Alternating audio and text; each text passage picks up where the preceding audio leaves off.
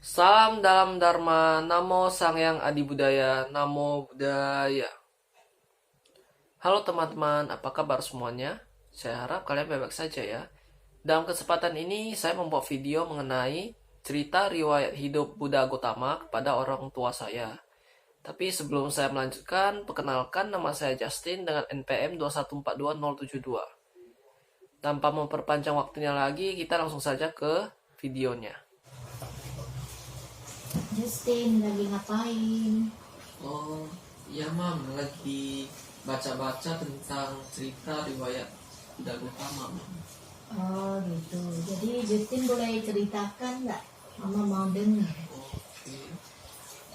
Mama kan tahu dalam agama Buddha itu kan ada perayaan hari besar dalam agama Buddha. Ada 4. Ya. Yang pertama Waisak, kedua Masada, yang ketiga Athena, dan yang terakhir Maga Puja. Nah, untuk yang hari Waisak ini itu cerita tentang hari-hari besar untuk riwayat agama riwayat Buddha Gautama. Pertama yang kelahirannya Pangeran Siddhartha, kedua pencapaian penerangan sempurnanya Betapa Gautama, dan yang terakhir itu parinibananya itu parinibbana oleh Buddha Gautama. Nah, di kelahirannya Buddha Gautama itu terjadi di Taman Lumbini. Itu dilahirkan oleh namanya ibu Pangeran Siddhartha itu Ratu Mahamaya, dan bapaknya itu Raja Sudodana. Nah, setelah dilahirkan oleh Ratu Mahamaya, itu Betapa Gautama bisa jalan 7 langkah di atas bunga teratai. Kan biasanya anak biasa itu kan nggak bisa langsung melahirkan udah melangkah 7 langkah kan. Itu suatu simbol sih dalam agama Buddha. Sama ada terjadi juga gempa bumi, tapi gempa buminya itu cuma getar aja, tidak menimbulkan kekacauan atau kerusakan gitu. Kayak suatu kejadian yang berbahagia lah, suatu momentum ada dilahirkannya Buddha di dunia ini gitu. Setelah itu pada saat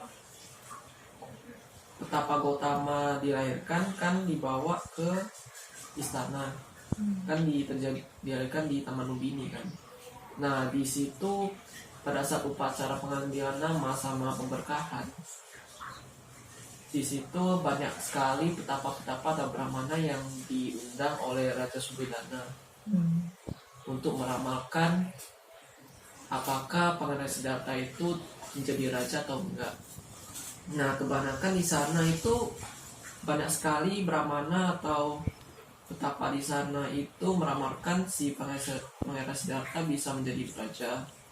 Tapi ada satu namanya petapa Asita sama Kondana yang meramalkan bahwa Pangeran Siddhartha bisa menjadi Buddha.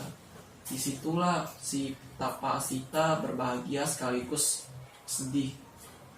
Ya, sedih di sini karena dia tidak bisa, karena kan udah tua kapasitasnya, jadi dia sedih karena tidak bisa menghormati Buddha lagi karena umurnya sudah tua nih, gak bisa menikmati ajaran-ajaran damanya gitu, makanya dia sedih. Nah, setelah itu kita skip sampai Buddha Gautama udah remaja. Di situ kan ada cerita mengenai kenapa Betapa Gautama bisa menjadi Buddha.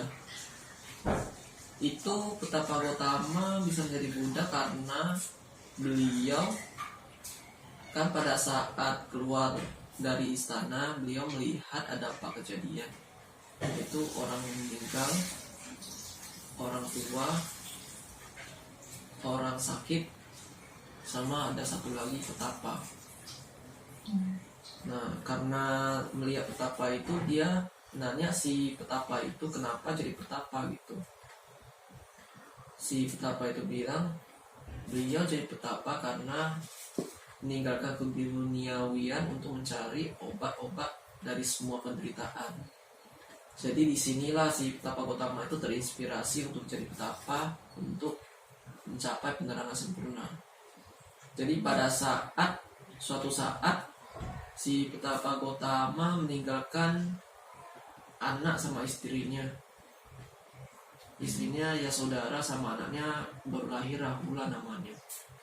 Itu pada saat malam terakhir dia melihat istrinya sama anaknya. Jadi dia pergi keluar dan ucap salam terakhirnya dan berpamitan dan meninggalkan istana dan pergi ke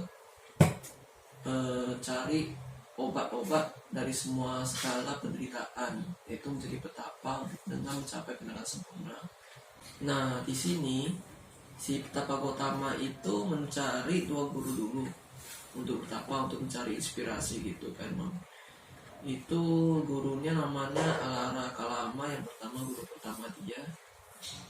Sama ada satu lagi Udralaka Lama Putra namanya. Itu mereka mengajari si Petapa Gotama mengenai meditasi gitu, Mam. Tapi setelah belajar dari kedua gurunya tersebut, si Petapa Gotama merasa ada yang kurang, karena dengan latihan dari kedua guru tersebut tidak bisa mencapai penerangan sempurna. Jadi dia berkelana lagi sampai di suatu tempat di hutan, bertemu dengan 5 petapa.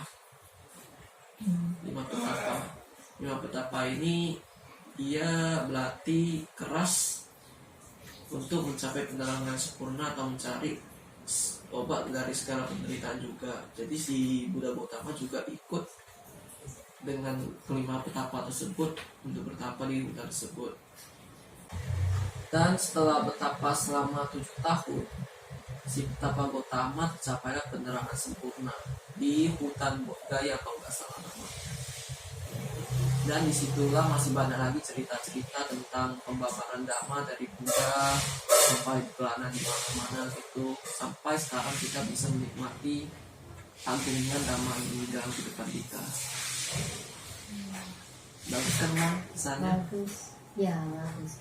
Tapi masih banyak lagi sih ceritanya itu. Jadi coba Justin ceritain ke Mama lagi lah. Ya, lain kali lagi. Oke. Mungkin itu saja video kali ini mengenai cerita riwayat hidup Buddha Gautama kepada orang tua saya. Mohon maaf jika ada salah kata. Terima kasih sudah menonton video ini. Saya akhiri dengan salam dalam Dharma. Namo Sangyang Adi Budaya. Namo Buddhaya.